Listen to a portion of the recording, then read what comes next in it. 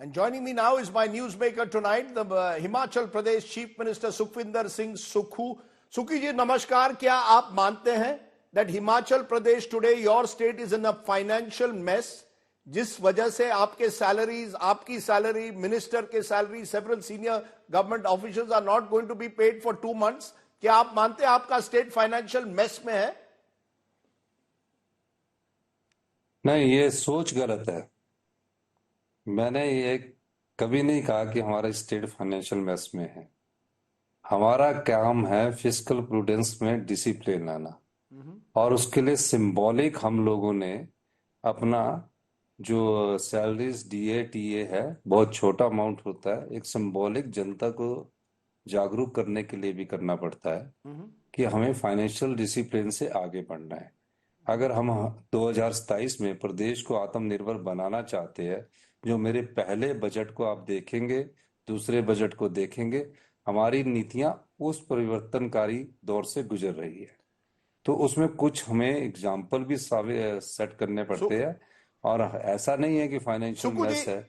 नहीं, बट सुक्कू जी, आप कह रहे हैं you are setting an example, this is symbolic that you are going to forgo your salary ministers for 2 months. But the fact, Sukhu ji, is you have a 76,000 crore debt liability as of 22-23, which I think has grown now to 86,000 crores. 76,630 crores was last year. इतना बड़ा आपका date है, ये तो आप मानते हैं कि इतने बड़े डेट से काम कैसे चलेगा, विकास कैसे होगा? No, it is 86,000. It was given by the BJP previous regime. जो बीजेपी गवर्नमेंट था उनके टाइम का डेट है 10,000 करोड़ लाइबिलिटीज ऑफ 6th पे commission of government servants and officers. तो ये तो चला रहता है। लाइबिलिटीज डजंट मीन्स कि उसको हम पीछे हट रहे हैं। हम तो एक नीतिगत फैसला कर रहे हैं। नीतिगत फैसले के तहत जिसको जो चीज चाहिए वो चीज उसको मिलनी चाहिए।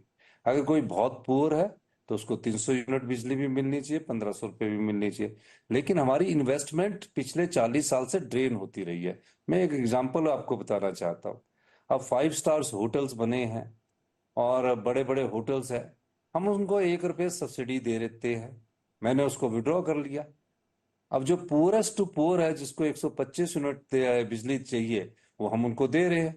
तो उसी से हमारा कोई 300 करोड़ बच रहा है। उसके बाद जो इंडस्ट्रीज है, हमने कैलकुलेट किया कि हमारा जम्मू कश्मीर में, हरियाणा में, उत्तराखंड में और पंजाब के साथ क्या है, उसमें भी हम सब्सिडी दे रहे हैं। हर चीज में जब हम सब्सिडी देते जाएंगे और करोड़ों रुपए का टैक्स बड़ी बड़ी कंपनी और बड़े बड़े होटल वाले देते हैं, तो उन्हें सब्सिडी की क्या जरूरत है? तो मैंने आपको कहा कि फाइनेंशियल प्रूडेंस के आधार पर हम कुछ फैसले कर रहे हैं। हम फ्री में पानी क्यों दे किसी होटल वाले को जो इनकम टैक्स 10 लाख, 20 लाख, 30 लाख देता है? हम उस पर पानी का बिल लगा रहे हैं। तो हमारे जो हम you are saying you are cutting subsidies of 5-star hotels in Himachal Pradesh and then giving the money to poor. अच्छी बात है, लेकिन ये भी कहा जा रहा है कि आपने ओल्ड पेंशन स्कीम लागू की, you brought back the old pension scheme, और हिमाचल जैसे राज्य में उसकी वजह से 2000 करोड़ एक तरह से सरकार की तरफ और अधिक आपको देना पड़ रहा है। तो ओल्ड पेंशन स्कीम की वजह से कहीं ना कहीं आपके बजट पर उसका भी एक तरह से आपको वो भी भुगतना पड़ रहा है। क्या आप मानते हैं ये जो कहा जा रहा है कि कांग्रेस के गारंटीज, जो राहुल गांधी ने कहा था कि खटाखट हम गारंटीज देंगे, उसका भी नुकसान आपको हो रहा है कि नहीं? नहीं, देखिए, मैं ये चीज नहीं समझ पा रहा कि जो जर्नलिस्ट है, थोड़ा उनको रिसर्च वर्क भी जरूर करना चाहिए। ओल्ड पेंशन स्कीम वाले रिटायर होंगे आज से 20 साल बाद, क्योंकि 2003 तक तो पेंशन थी, और इसमें ओल्ड पेंशन स्कीम के कारण नहीं हो रहा। ओल्ड पेंशन स्कीम से पहले जो एम्प्लॉयज हमारे एनपीएस में थे, उनका जो अंशदान था, जो 9200 करोड़ पीएफ जो पेंशन रेगुलेटरी फंड है, उसके पास केंद्र सरकार के पास पड़ा हुआ है। हम तो उसकी मांग कर रहे हैं।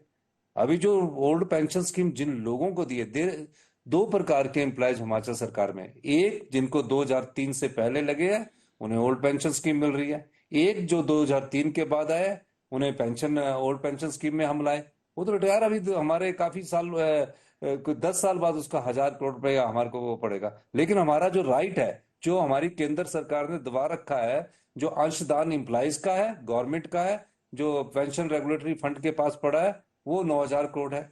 आपदा आई प्रदेश में, मैं एक आपको कहना चाहता हूँ, आपदा प्रदेश में आई, आपदा के बाद पीडीएन मिलता है, पोस्ट डिजास्टर नीड असेसमेंट मिलती है, वो हमें पिछले साल मिलनी चाहिए, अभी तक नहीं मिली। 9,000 करोड़ रुपए की वो आपदा का भी पैसा नहीं मिला।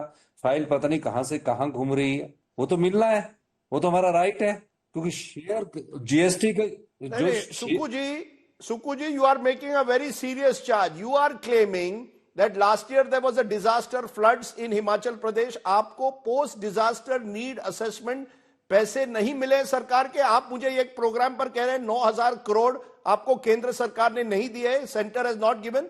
What about GST compensation? I am told Himachal is saying even that has not been given. GST compensation हमारा 2022 जून में बंद हो गया, जब बीजेपी की सरकार थी, जी उस समय हमारा बंद हो गया। उसके बाद जो हमारी आरडीजी है, रेवेन्यू डेफिसिट ग्रांट है, वो जो हमारा 15th फाइनेंस कमीशन ने मिली, जो 2021 में 10,000 करोड़ मिली और कम हो के अब 3,000 करोड़ रह गई है।